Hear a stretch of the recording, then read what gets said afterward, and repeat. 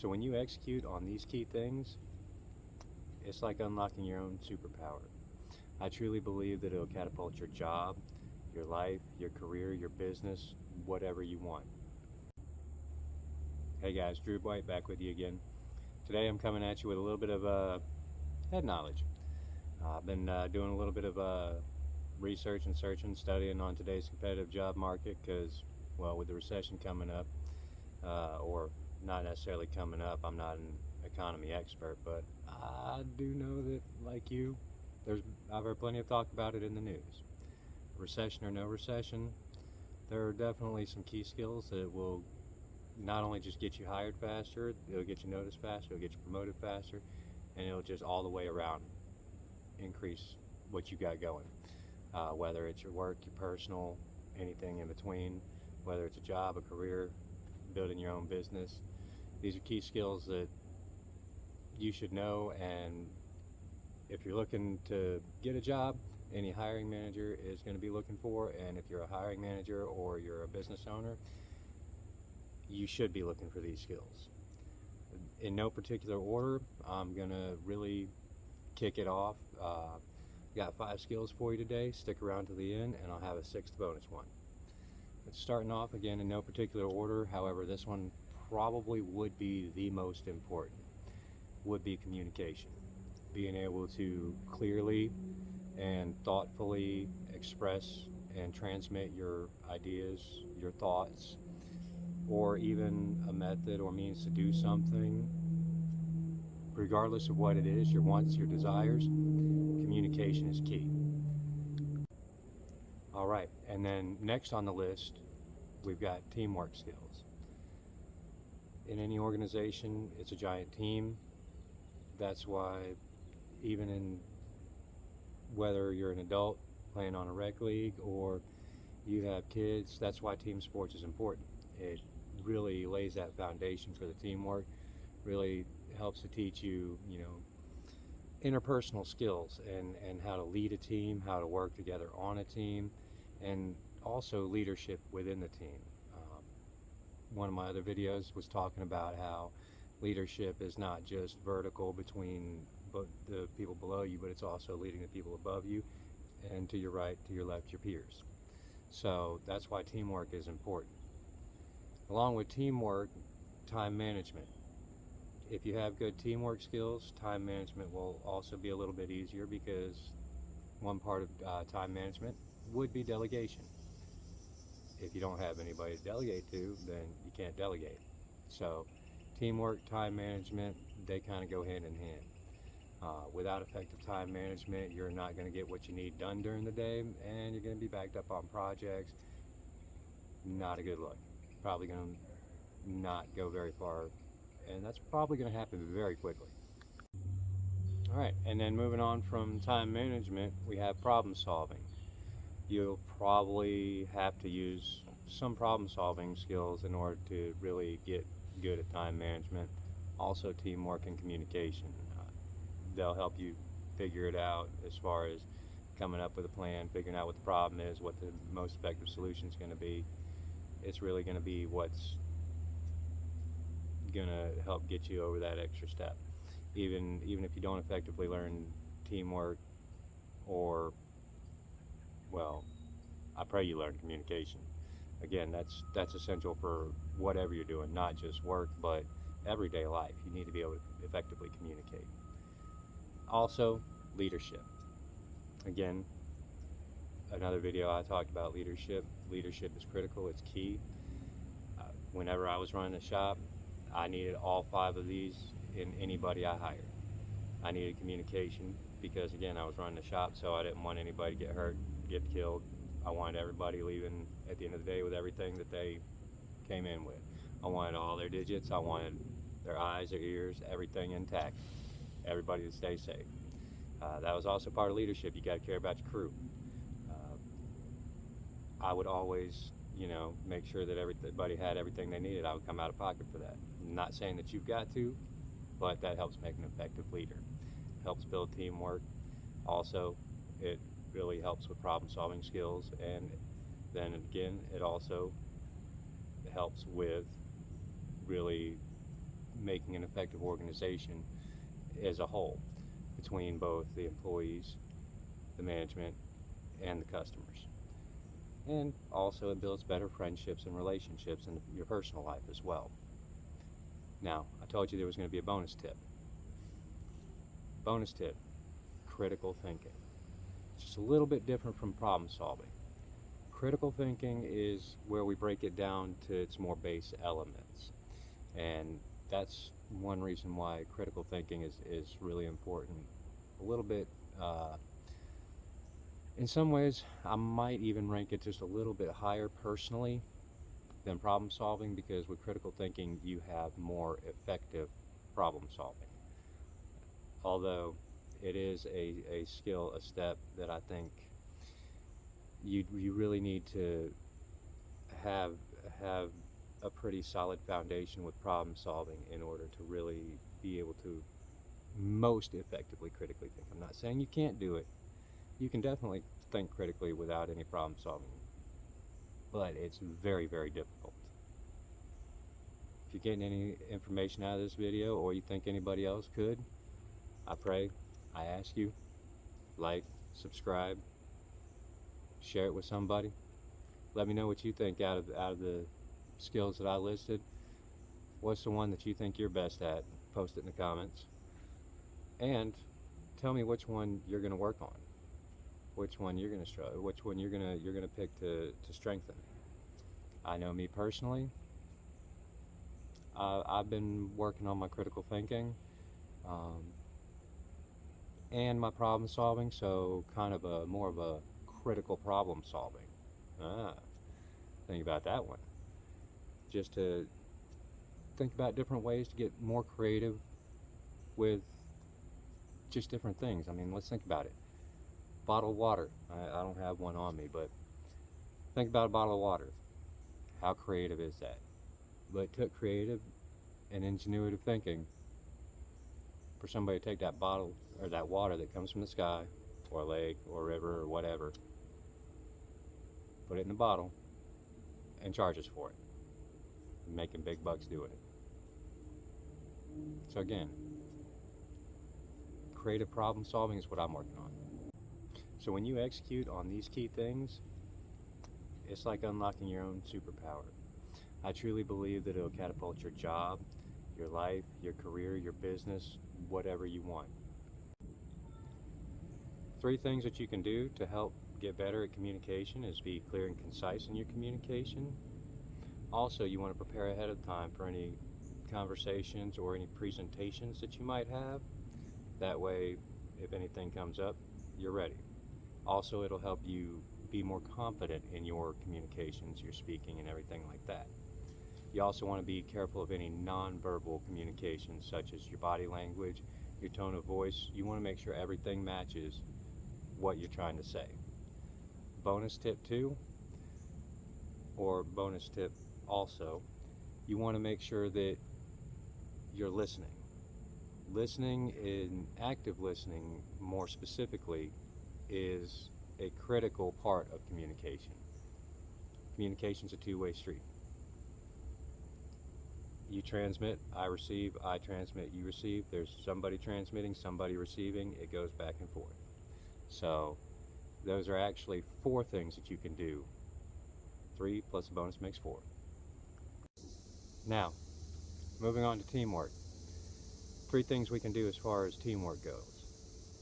1 is we can set clearly defined goals and objectives. That's really going to help not only us know what we're doing as far as an individual goes, but as far as a member of a team or even a leader of a team, it's going to help the entire team know where we need to go, where we're at, and how to get there.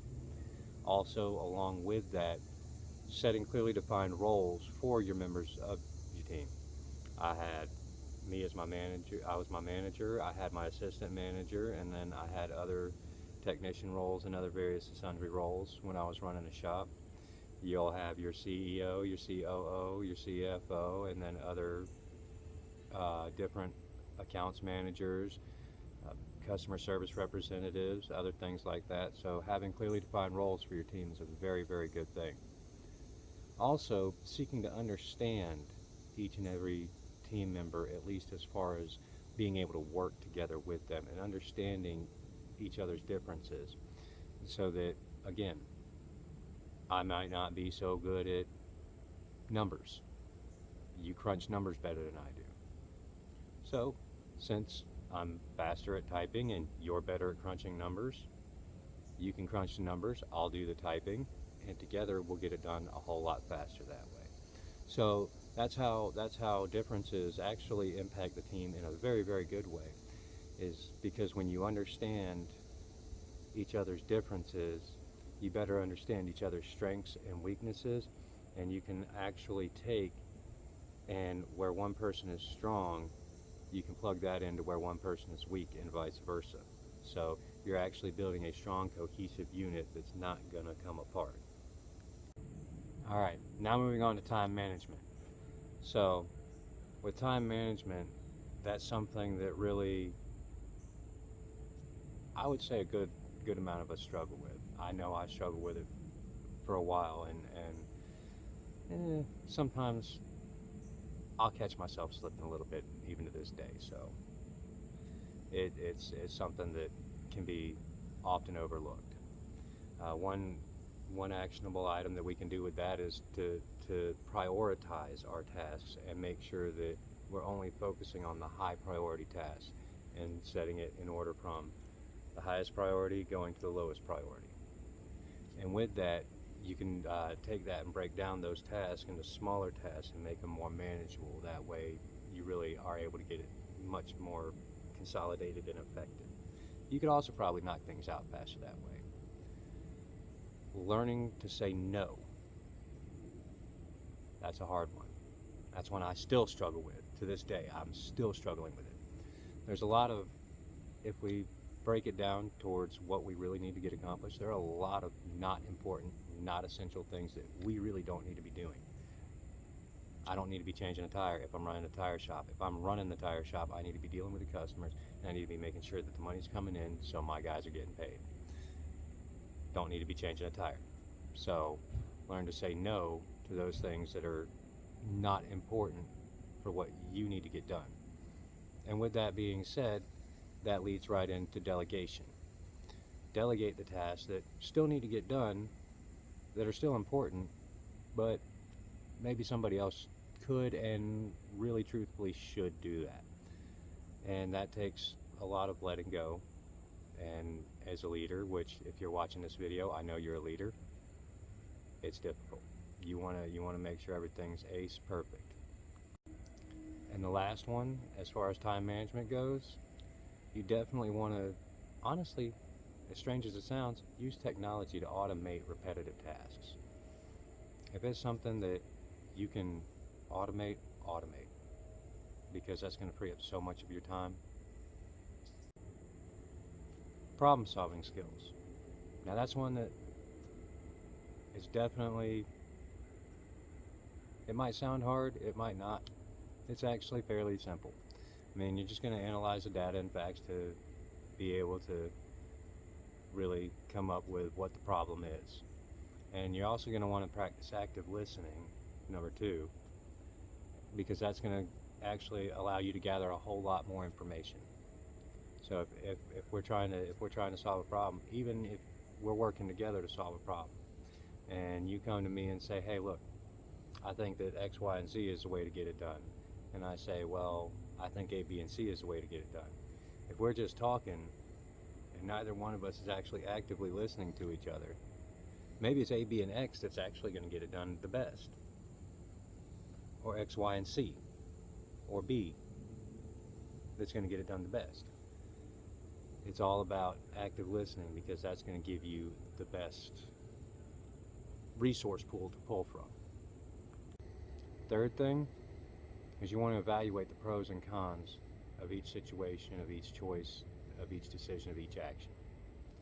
And a bonus tip that's also going to allow you to, fourth bonus tip, brainstorm as many possible solutions and outcomes as up here, and then take everybody around you. The more brains that you can get in that brainstorm, the more options you have. Now, when it comes to leadership, I think that there are three really critical things that will make you just an absolute killer leader. One of those, probably the first and top level of that, is going to be you got to get comfortable being uncomfortable. Being a leader is not comfortable. About the only thing that you can take comfort in is knowing that you're going to be uncomfortable all the time. Another thing that you should be doing, I know I do it, is you should always be seeking out not just learning, but you also want input and feedback that you can learn from too. That way you can really understand, grasp, and see how what you're doing is affecting your team and your whole business, whether you're working for yourself, you're working for somebody else, or anything else. Also, see how it's affecting your friendships too, because just because you're in a group of friends, there's still always a leader. Think about that. Being a leader amongst your friends is the hardest thing to do. So if you can be a leader among your friends, the rest should be a cakewalk. And lastly, the third thing, and probably right on up there with getting comfortable being uncomfortable, you really want to empower and develop others. That is really going to make you a strong leader. It's going to build you an effective team. It's going to build you a loyal team. And it's going to really, when you start to develop and empower others, that's when you're really going to unlock your true potential as a leader and unlock so much leverage. It's unimaginable how much leverage you can unlock when you really get good at empowering and developing others. Now, as far as critical thinking goes, that's gonna boil down a little bit more into, you're gonna want to break things down more to their root cause. You're gonna be using a lot more data and analysis, and that's gonna allow you to really break things down into smaller, simpler problems. That way you can figure it out. And then you're still gonna want to break up the pros and cons and determine the best solution from there. Those, well, it's probably about 4 or 5 maybe, truthfully, as far as the actionable items with critical thinking goes. These things, I think they're going to be the key for you. I continue to work on them as well every day. I usually pick one thing a week I'm going to work on. So I'm usually trailing a week into the month. So I'm usually working on one per week, because I'm human. I want to get better, just like you want to get better. The only way you can, how does an athlete go from being a high school player to a college to a professional athlete? Practice, repetitions, doing it time and time and time and time again. We always hear about that 1% better. If we get 1% better each day, well, there's 365 days in a year. That's a whole lot of percentages, and that's 365%. I'd like to be 365% better, wouldn't you? Again, like, subscribe. If I provided any value at all, let me know what you're working on in the comments. Let me know what you're good at in the comments, and I will see you next time.